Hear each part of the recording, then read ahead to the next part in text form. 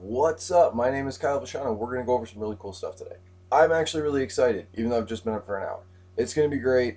Just saw The Walking Dead. I got it on demand because I was working last night. Sucks.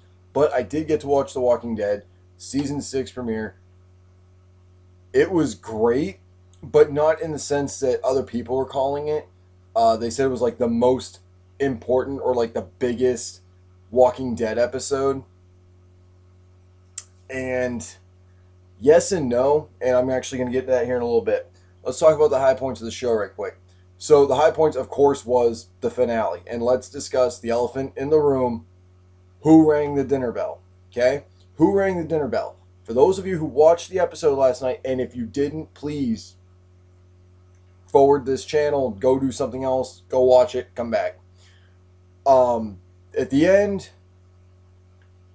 there was the bell that was ringing, that horn that was dragging the zombies, the walkers, back to their homes. And what I thought was interesting about that is I knew it was going to stir discussion, and I wasn't sure why. There's three people that it really could have been. My first automatically is the priest. I think the priest did it. I never trusted that guy from the beginning. That guy was a weakling. That guy was a weak link.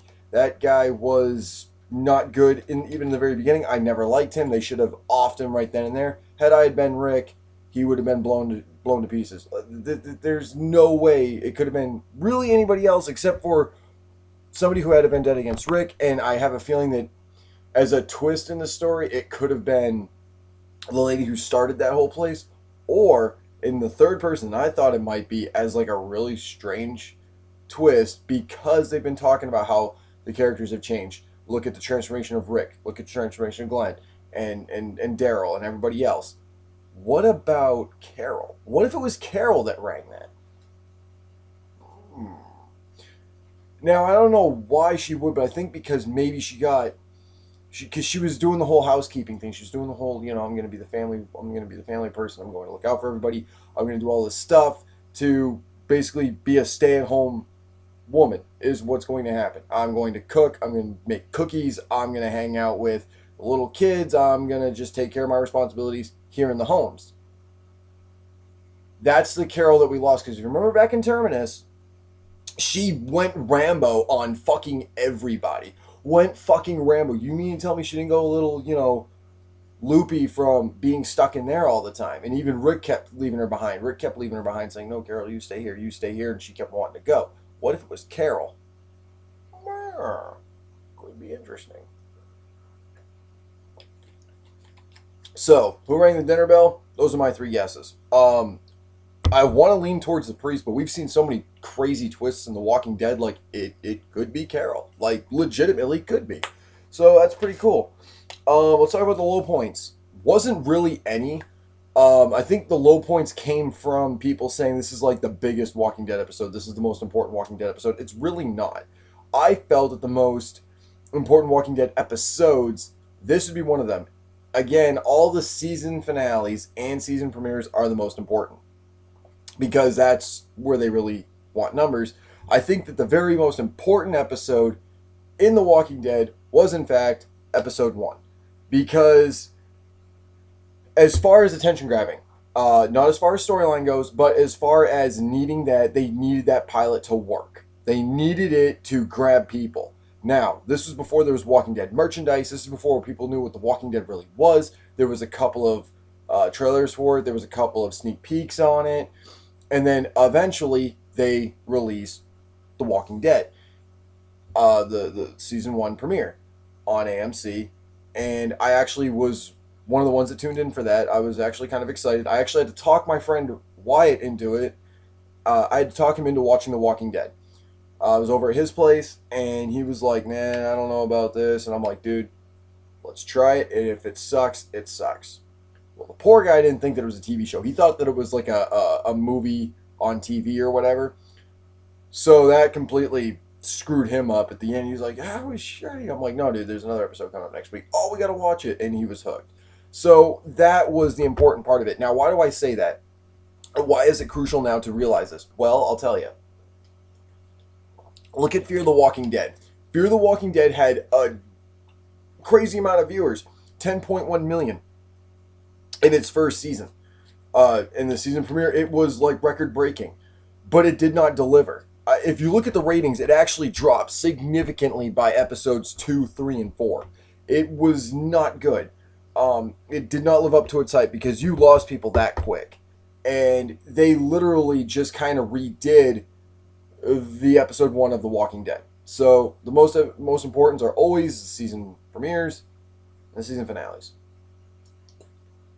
And again, still didn't do much for Fear of the Walking Dead. I felt no attachment to the characters. Maybe you guys did. So, my thoughts on it being the most important episode. Was it game-changing? It was, because if they would have used that technique of going fading black to white for like what led up to this point, it could have saved us so much going on with Beth in the fifth season. It could have really sealed up a lot of things, especially in season 2. Really kind of a slow season. 3, it picks up a little bit. 4, it gets pretty gnarly. So, in my honest opinion, I think that they should use this technique more often that they used in the season 6 premiere. It will save us a lot of walking down train tracks and nothing happening and a walker every once in a while. However, the intensity of that Terminus season was phenomenal. And we all knew it, according to The Talking Dead. We all knew that Terminus was going to be a bad place. We saw that one coming. Even those of us who didn't read the graphic novels, such as myself, I'd never picked them up. I will, though. So, on to the next. Not really a whole lot of plot twists. Like I said, I think that the plot twist would come at the ending. I kind of saw because it was going way too smooth. That episode was going way too smooth. Like, you had that holy shit, Glenn almost got bit in the face, which was good because of everyone thinking that Glenn was going to die this season, though he still might. We don't know who is confirmed to die or not, except we do know that Rick is going to live. If you want to go look that up, Movie Pilot's got some stuff up. There was a couple of channels and a couple of Facebook pages that actually talked about Rick leaving The Walking Dead. And I can kind of see why he would, but he actually later out confirmed that he was not going to. So that's good. Rick, you're sticking around. Awesome. Overall review, I'd probably give it 4.5 out of 5. It was not the best. I mean, the reason why I'm ducking it a 0.5, a half a star really, is because it wasn't as intense as I hoped it would be. We had several episodes that were much more intense. Many more season premieres that were like, holy shit. This one, it started off that way and then leveled off quick. And then it rose again, and then so, I mean, not a bad review. I mean, it's just one of those things that I was expecting a little bit more from it. And at the beginning, I'm like, what the hell? And like, mind-blowing. The high points definitely would be the zombie that's coming through between I believe it was the RV and the car, and it's like splitting and shaving its skin away and like pulling it away. I thought that was kind of cool. So good work on that zombie. That was pretty impressive. Definitely one of the high points of the episode. So yeah, I'm glad that guy died. I was pretty happy about that. I didn't like him anyways. I was glad that Rick took him by the head, took the knife. That was cool. So, awesome. 4.5 for Walking Dead Season 6 premiere. Not bad. Okay. This is a topic that I've been wanting to discuss and get into for just a little bit. Movies that have come out in the past. I was going to go over the entire summer, but that'll wait until... I want to wait until after Halloween to get into that. Let's get into Halloween gear here real quick, and let's get into some of the horror films. Let's talk about the best horror films, and let's talk about the worst. Now, there's going to be a little bit of an explanation. I'm actually going to cut this into upcoming movies and movie reviews a little bit. So, first up, let's talk about The Gallows that came out. That's going to be out on DVD soon. I'd check it out for the Halloween season. It's a movie that I would definitely recommend. It's got a lot more than what other movies from Blumhouse have to offer. but people were really downing them for, like, you know, the Paranormal Activity movies and bad mouthing the Gallows, really. And Bloomhouse has had like a pretty bad rep as far as, like, you know, big time reviewers, but people aren't seeing the magic that comes from these horror films. Unfriended was something completely different that we never even expected to see, which I thought was very crucial. That we see something a little more inventive, a little more with cameras, a little more just work into it. And I feel like the Gallows definitely brought it to a level that we really wanted to see as far as blending Sinister with a little bit of the found footage thing. I thought that was great.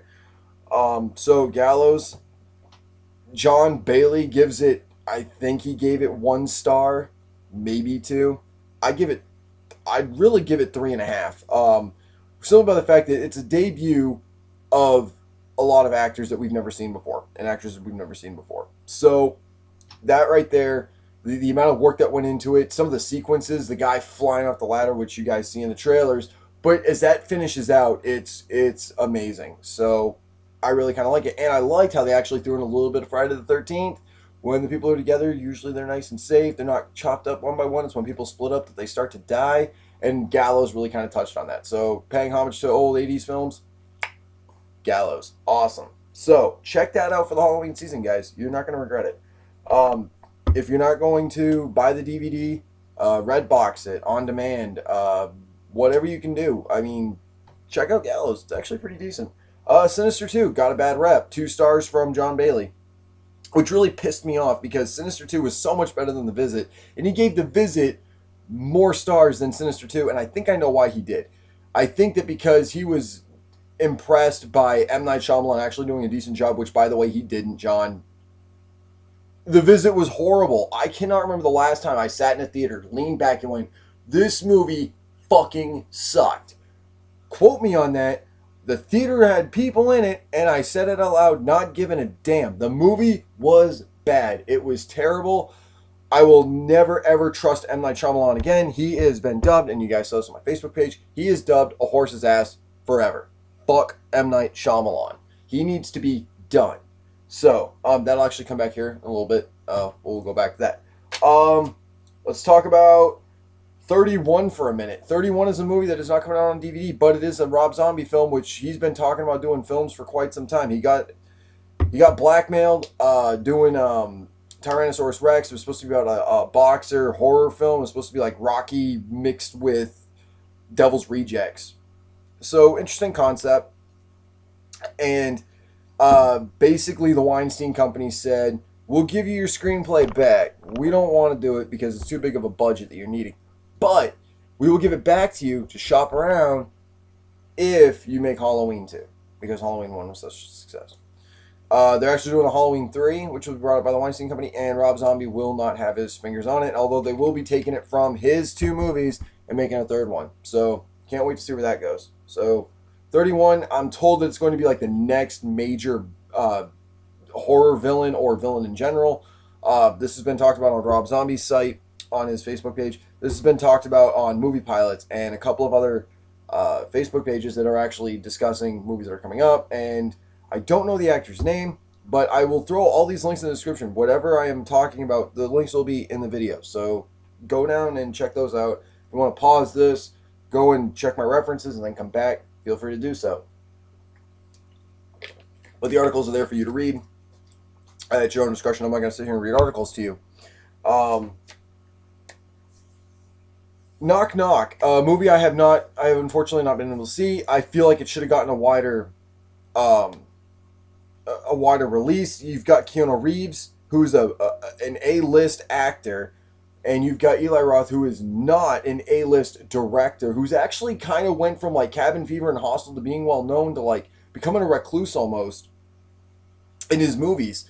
We're seeing that happen a lot. Green Inferno was only out for like a week around here. It was only out for a week. So I was smart in seeing it opening night because I wanted those numbers to count. And they pulled it. It was, when I went and saw it, it was already in the small venue. It was already in the small theater where there's like, where it sat maybe 50, 75 people. Pretty small. So, I mean, the fact that it was in there, I knew that they didn't have, either the cinemas didn't have much faith in it, or Eli Roth had no intentions on having the company have the movie out for that long. So I was a little disappointed that Knock Knock was not a wide release, and I actually kind of made a joke. I was like, wait a second. I was working last night and I made this joke. So women get to watch their 50 Shades of Grey, but us guys want to see two girls like torture this one dude and see boobs and stuff like that. And we don't get to see that in a wide release, but you guys got to see your fucked up shit in 50 Shades. Awesome. Fuck you.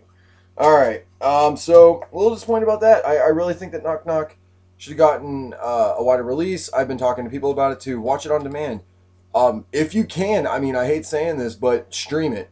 Like, it's on the companies at that point. If you're going to stream a movie, and it's because it hasn't been a wide release, or it's now not on DVD, or it got released in all these other countries, and you want to watch it, and the only way you can do it is stream it, then stream it. And then when it comes out in theaters, when it comes out on DVD, buy the DVD, go out and see it in theaters. No harm done. That's just my opinion. All right, let's talk Green Inferno for a minute. So, a lot of bad reviews on Green Inferno. A lot of great reviews. Let's talk about some of the problems that I had with it. Again, spoiler alerts. If you have not seen Green Inferno, or you plan on seeing Green Inferno, stop this. Go do something else. Forward ahead if you want to. We'll do that. So, let's talk Green Inferno here for a minute. So, one of the big gripes that people had was that much weed wouldn't have got them stoned, or the gore was overdone, or several different things that people found wrong with the movie. And I found that the people that complain about this don't know Eli Roth's previous work very well. One of the comments that I actually saw on Eli Roth's page, or it was on the Green Inferno page, I think it was on Eli Roth's page, this guy commented, "Why do you always make the main characters somebody we dislike that we can't associate with, that we have no relation with?" That's the point. You're supposed to hate those people. You're supposed to root for the killer. When you're a kid, you're rooting for the good guy. You're rooting for the person who's running up the stairs. As you get older, you start to realize that person's actually going to get picked off eventually. So what Eli Roth is doing is actually taking out all the people that he despises. Mostly in his films, you'll find college kids. In Cabin Fever, you see the girl leaning out the car saying, "Hey, don't bother going to college. It's a fucking waste. It's a waste of money. It's a scam. Just fucking don't go to college." Socially acceptable, meh. But they're supposed to make out like douchebags, so that way, as the film goes on, they start doing stupid shit, and they're so obnoxious you want them to die. So you're either rooting for the virus to kill them in Cabin Fever, you're rooting for the people in Hostel to find them and kill them, you're waiting for, in Green Inferno, for the money grabbers, the trendsetters to die, which is great. Three things that John Bailey touched on a little bit, but I don't think he quite understood. One of his complaints was the plane crash sequence, and I think he complained about the humor satire a little bit, and the weed thing, which a lot of people complained about. Eli Roth, like I said, doesn't like college kids, and he actually got the inspiration to do this movie from the Occupy movement. Okay, he came out and said this. He said, "These are three things you need to know before you see Green Inferno. If you did not watch it, that's your fault. For not watching that, it was available to you. You did not watch it when you could have. And you would have understood the movie a little bit more." But that tells me that you don't understand Eli Roth's previous work. You don't understand what this film was meant to do. And you missed out. You got to be the kid in high school who didn't get the joke. And I, being out of high school, the kid who used to get bullied and picked on in high school, I actually can sit here and say, I got the joke, you weren't in on it. And I'm in the in crowd. Like, that's what I really appreciate about Green Inferno. One of the many things I appreciate about Green Inferno. One of the things that, again, the thing with the pot that you guys are probably wondering about is the kid stuck a bag of weed in the mouth of one of the occupants, one of the trendsetters, one of the college fucks that died. They stuck the bag of weed in his mouth, down his throat. They cooked the body. They ate the body. Smoke comes up as they're cooking the body, and everyone's getting stoned. And everyone's thinking that much weed will not get you stoned. No, that was literally to cater to the one stoner that's sitting in there. Like, Huh, that's funny. And again, also mocking that person in that theater that's watching that. Again, you weren't in on the joke. You didn't get it. Your loss. My game. Green Inferno, 5 stars. I don't care what anybody else says. That movie had everything from the situational humor to the dark humor to watching these people who you cannot stand, who I couldn't stand in college, getting fucked up and eaten by cannibals, which was actually a real tribe, by the way, who were taught everything from the ground foundation of what a movie was because they don't understand the concept of a movie. They don't understand the words action or cut or none of that stuff. As a matter of fact, the scene where the kids grabbed the python and threw it at the occupants, the trendsetters, the college kids, the fucks, whatever you want to call them, when they took that snake and threw it on them, that was not in the script. That was kids who don't understand the concept of a movie who were basically playing with props. That's amazing. Like the scene where the little girl grabs the dude's like leg that's been severed off and runs off with it. That's not acting. That's these kids doing their thing, which added more to the movie. We don't see that a whole lot. I've never even I can honestly say I've never even seen something like that, except for a couple of bloopers here and there in other movies. This movie went above and beyond. There was a near death on set. Eli Roth's wife, when she went into the river and was getting pulled away, that rock was meant to stop her, and it almost didn't, and she almost died. Yeah. So, as soon as you're like risking your life for a film, unless you're Johnny Depp doing the Lone Ranger, you deserve props. Green Inferno, 5 stars. The Visit, fucking garbage. Don't bother. You're expecting a supernatural twist. You're expecting that heart-stopping, saw-ending twist. You're like, holy shit, didn't see that coming. The twist gives you something you didn't see, but it's like, there's no, wow, that was amazing. It was, really? Fucking this is the twist that M. Night Shyamalan puts in his movie? Like, fucking what? That was as lame as fucking Sign. Swing away, George. Swing away. It was fucking gnarly. No stars for The Visit. Shyamalan, hang up your jacket. Go home. Fuck you. Don't bother. The Visit had everything wrong with it. I think the biggest pet peeve that I had with The Visit, which really gave it no stars whatsoever, was that kid. That obnoxious little punk-ass kid who you'd think would have shaped up after getting, again, spoilers, gets a shitty diaper shoved in his face. You'd think he'd be like, oh, I should probably not be a douchebag. That's the kind of person I want killed in an Eli Roth movie. So The Visit, no stars because of that fucking idiot kid. Alright. Horror movies that you guys should watch for the upcoming Halloween season that's already been out for quite some time, alright? House of Nine. A great one-room thriller inside of a home, inside of a mansion. Think your favorite, like, think Cube inside of a house. Like, but you have, like, one person has to die like an hour. It's a great, great film, low budget, but oh my god, is it good. House of Nine, 5 stars. What's up? Let's talk about the Maniac remake that came out with, I believe it was Elijah Wood. Maybe not. I think it was. But the movie Maniac, it's the remake. Check it out. I had to think there for a minute. But it's actually a really good movie.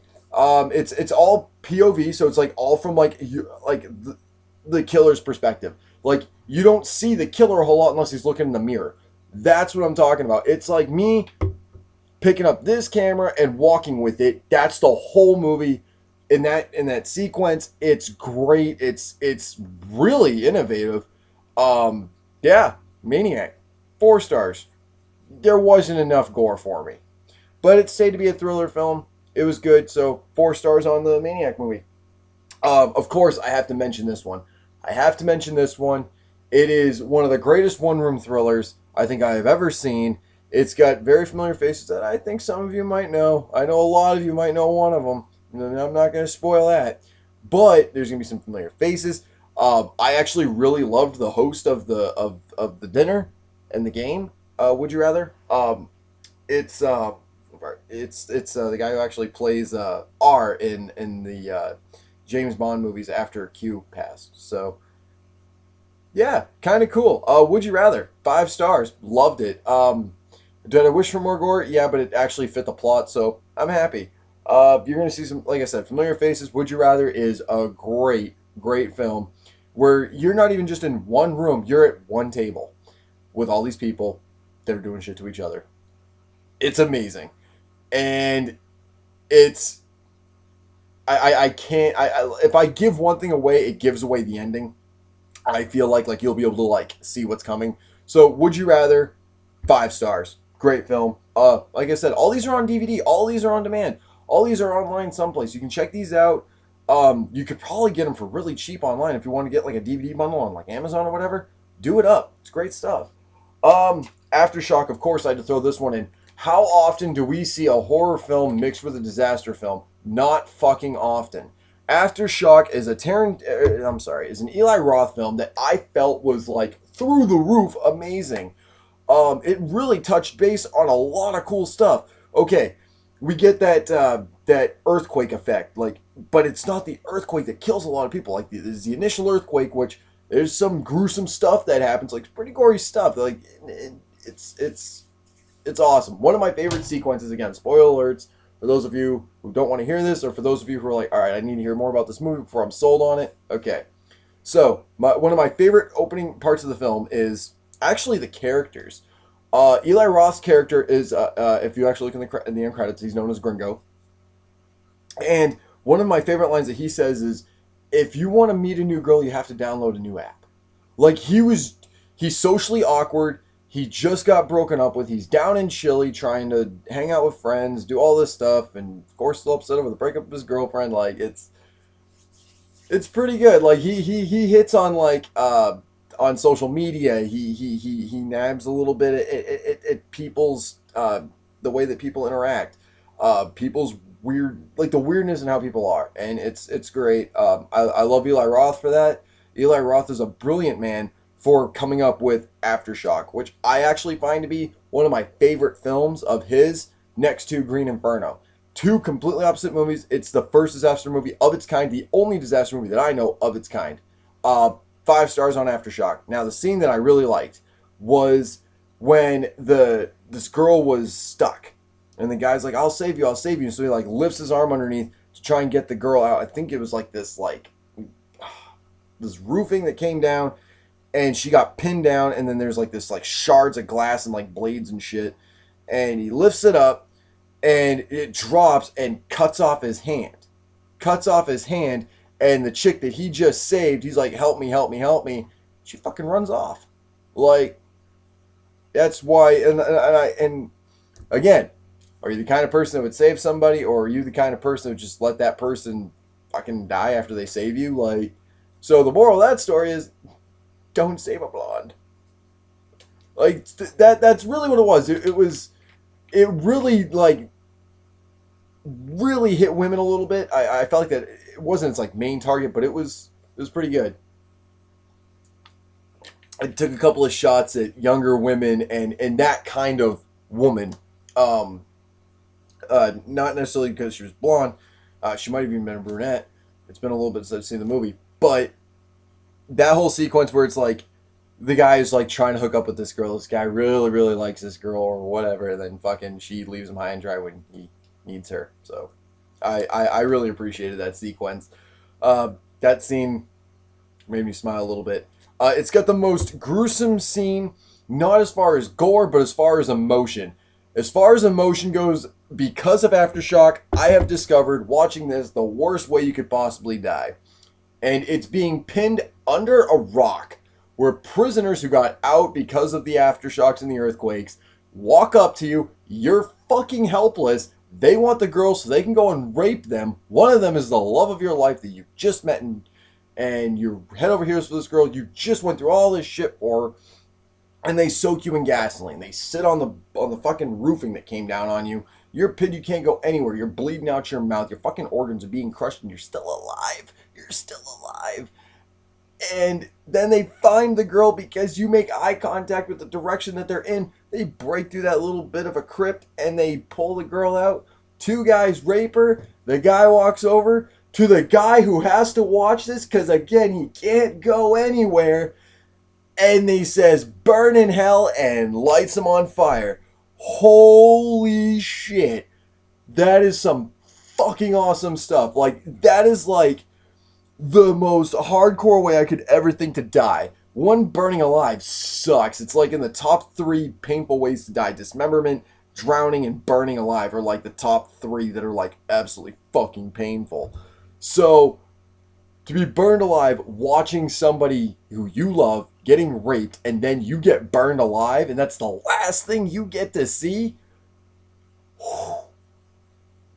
that alone and much else throughout the film gives that movie 5 stars.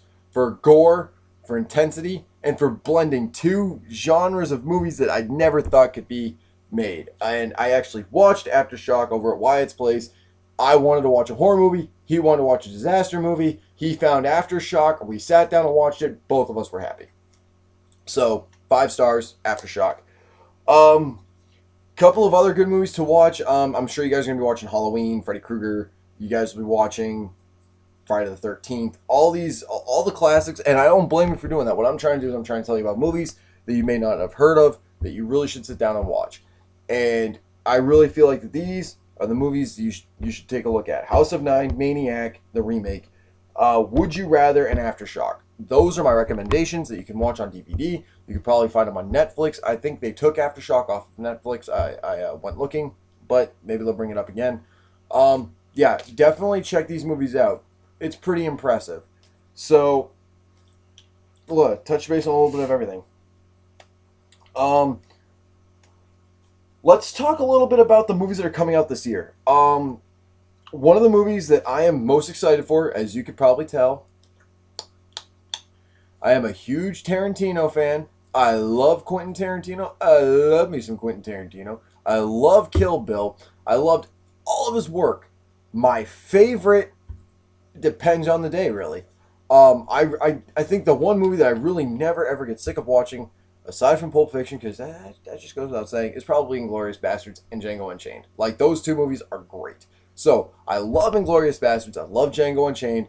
So, we gotta talk Hateful Eight. I am excited for this movie. It's being released in 70mm this Christmas, which he's been blessed for by Christopher Nolan. He's been blessed for it by several others, and Tarantino has been really hitting the rocks on this. This started out as a project that we never thought would happen, that would never come to light, and it's great. I'm actually really, really happy that we get to see Quentin Tarantino come back after the screenplay being leaked for Hateful Eight. It was like between like a panel of 5 or 6 people. AMC Theater covers this a little bit. I'll probably throw a link down there for them. Why not? My buddies over at AMC Theater who have no idea I exist. All you guys. So, yeah, I feel like Hateful Eight, with all the tenacity and all the issues and struggles that it went through, I feel like that it's going to be a really good movie, and it's going to be worth the wait.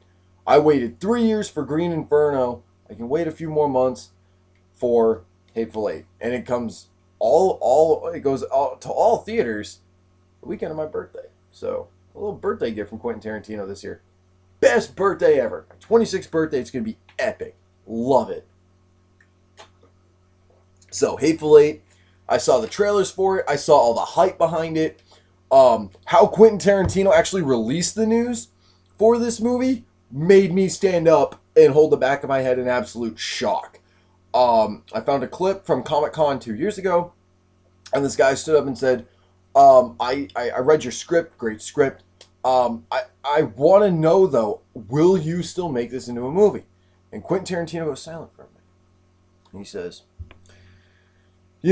I sat down with Kurt Russell. I sat down with Samuel L. Jackson. I sat down with all these guys. And we did the reading publicly, and I think, we pretty much all came to the conclusion that despite what had happened, we will go on to filming, or we are in the midst of filming Hateful Eight.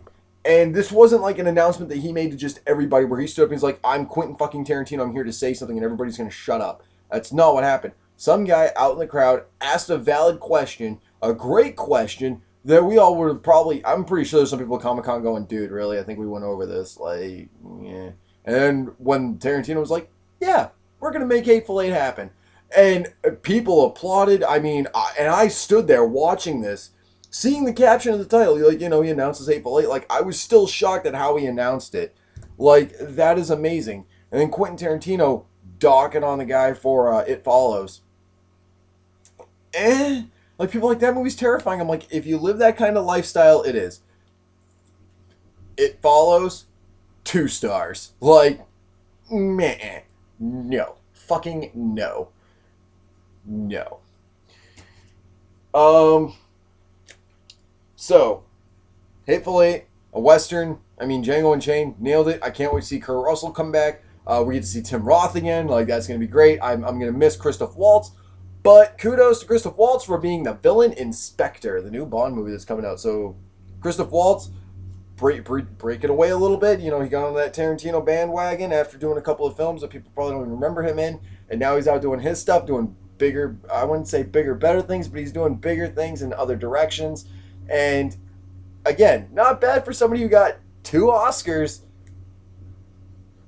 for Leonardo DiCaprio, who gave his performance in Django Unchained. He still have 0 Oscars. Like, so congratulations to Christoph Waltz for going on and doing your thing. Like, it's going to be great. I think that you pretty much were the center of attention for both Inglourious Basterds and for Django Unchained as far as your performance went. You went from doing a nasty ass fucking mean prick of a Nazi in Inglourious Basterds to doing a really cool bounty hunter thing in Django Unchained. And in my honest opinion, when you were doing Django Unchained, I actually couldn't figure out that it was you at first. I'm like, I know that accent, I know that guy. Like, I can. So good job on that. Like, that's impressive, Christoph Waltz. Good job.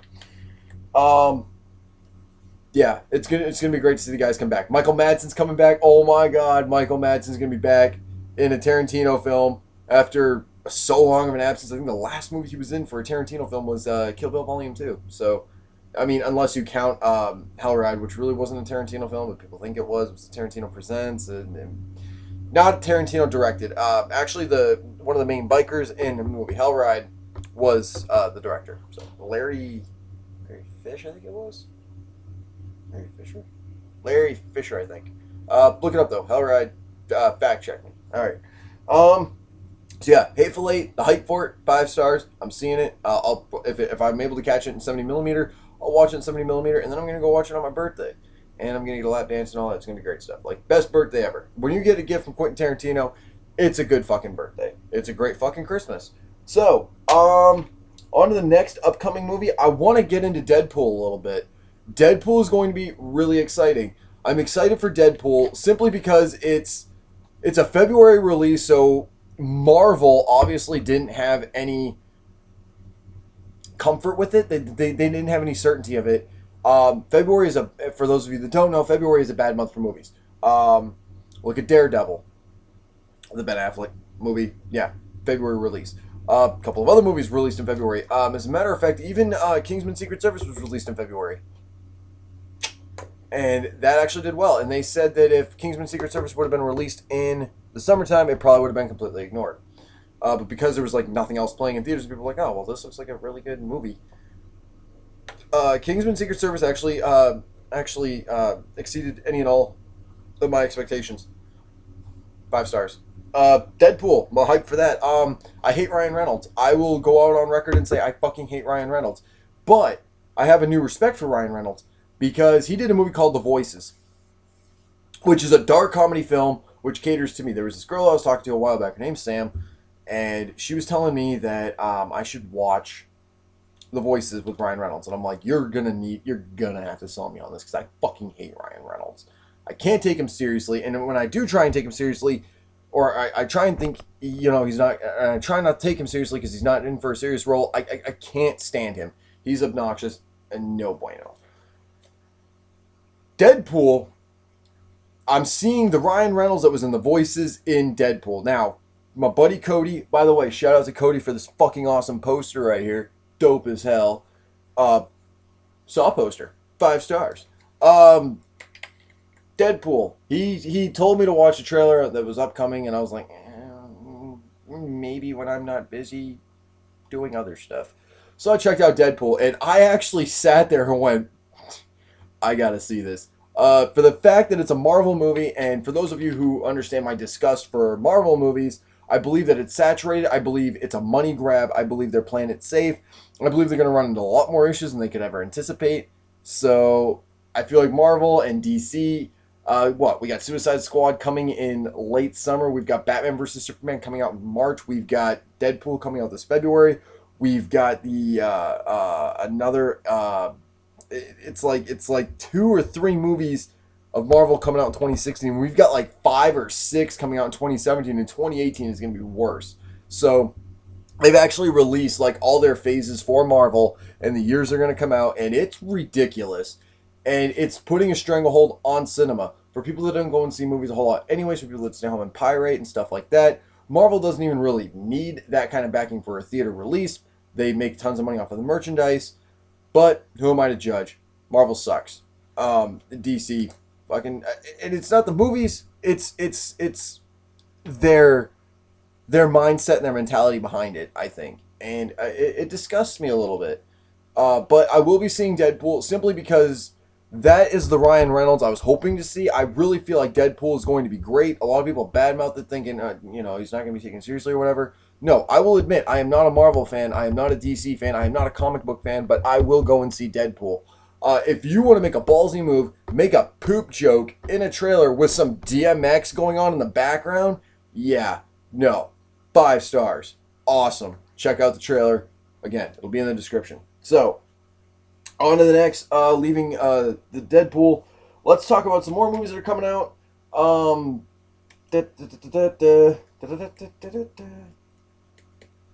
Was that it for movies that are coming out? April 8, Deadpool. I mean, those are like the 2 movies I'm really looking forward to. I mean, 31 again from Rob Zombie. Who the hell knows when that's going to get released? All in all, though, like, I guess one of the movies that I could touch on a little bit, Crimson Peak, Del Toro. I'm nervous because of Don't Be Afraid of the Dark was bad, and I expect a little bit more from Del Toro, but the artwork, his cinematography, everything he puts into his films, he puts in 100%. He is definitely not the kind of director I'd want to see give up. So, Del Toro. Yeah, for sure. Go Del Toro. I'll check out Crimson Peak. I tell you what, I will go see Crimson Peak. My hype on it, about 3 stars. Like, I'm more interested in the artwork and the oohs and the ahs like I was with Jurassic World. By the way, Jurassic World coming out on Blu-ray. Get it on Blu-ray if you want to. My opinion on Jurassic World is if you own the first 3, check out the 4th one. A couple of Easter eggs in it, good stuff. But I think everybody who's anybody has seen Jurassic World, so you don't need to get into that. And I think that covers everything for today. I was trying to keep this short, and I apologize. Like, you guys are gonna fucking hate me if you had to sit through 45 minutes of this nonsense. So let me post some more stuff here. Let me just plug in a few things that I want to mention. Huge thanks to Bloodbath and Beyond for talking with me and helping me out with this. You guys are awesome. It's not too often where a verified page will actually even talk to you. So that's kind of cool. Like, go check out Bloodbath and Beyond. Check out their reviews. As you could probably guess, they revolve around horror films. So if you're not a horror fan, you probably might not want to watch my videos unless, the tagline says, not horror reviews. And I review more than just horror films, of course. Like I said, I'm excited for Hateful Eight. I'm excited for Deadpool. Like, it's going to be great. Bloody Disgusting. They are the source for some of the things I post up here on Facebook. So for those of you that got this link from my Facebook page, which a lot of you probably will because I don't even know what channel this is going to be uploaded onto. Bloody Disgusting. They are the source for a lot of my articles. Screen Junkies, of course, for movie fights. I was going to get into movie fights today, but after it being a 45-minute video, no. We'll do movie fights some other time, especially with some things that are going on. I'll mention Screen Junkies. I'll mention movie fights at a later date. It'll be cool. But go check them out. Cinema Blend again. That is a source that I absolutely love. If you want a hack to knowing what's coming out in the way future, why projects have been denied, like the up to date and reliable resource for movie information, my one of my big sources is Cinema Blend. So check out Cinema Blend on Facebook. Again, one more Facebook page that I really do appreciate as far as artwork and as far as like all this like crazy like anything that is horror, Crypt TV. Like huge shout out to Crypt TV. You guys do an amazing job with your artwork, with the things that you post, your articles. You guys are one of my favorite Facebook pages, and I try and repost everything you guys post that way people can see it. Um, yeah, good job, guys. Um, yeah, I think that covers pretty much everything, guys. I appreciate you guys for watching, especially for those who stuck by this 45-minute video. I'm going to try and shorten it. It actually took me about 45 minutes to get the lighting right, and for that I fucking apologize, because so I'm gonna find a way to get my other camera that I was gonna use. Thank you, Ashley, for letting me use that camera. Once I get my hands on the camera, I figure out how it works, I'll start using that. I resorted to using this, and like I said, I went through a couple of other notes. I hope this helped you guys out a little bit. Um, like I said, don't take anything I said out of context. This was supposed to be a fun video. This is actually my very first video of its kind to really break down these things. And I look forward to Walking Dead next week. I'm looking forward to all these other movies that are coming out. Again, if you want Halloween recommendations, it is the month of October. Check out, again, House of Nine, The Maniac Remake, Would You Rather, and Aftershock. Those are my big recommendations that you can probably check out either on Netflix, stream them easy. They've been out for a while. So, again, check those out, guys. I know we all like the Michael Myers. I know we all like the Freddy Krueger, and we like the Jason Voorhees. But every year, it's seeing these movies. You know what I mean? I feel like that there's a lot of movies that have been tossed to the wayside. That I think especially if you guys like psychological thrillers and just bloodbaths, these are definitely good movies too. So check these out. I tried to find movies also that weren't a franchise, so you didn't have to watch sequels and stuff like that. You know, just good standalone movies. I kind of wish they would do another House of Nine and Would You Rather, but then I wonder it's going to be the same movie. So I guess I just want to see another version of it, maybe a remake. Oh, would be good. All right, guys, thank you so much. Keep following me here on YouTube. My Facebook, it will be down in the description. Facebook.com/I am Swordfish, and you can follow me on Twitter. I'll start using it more often, guys. At Mount Swordfish. That's MT Swordfish. Thanks, guys.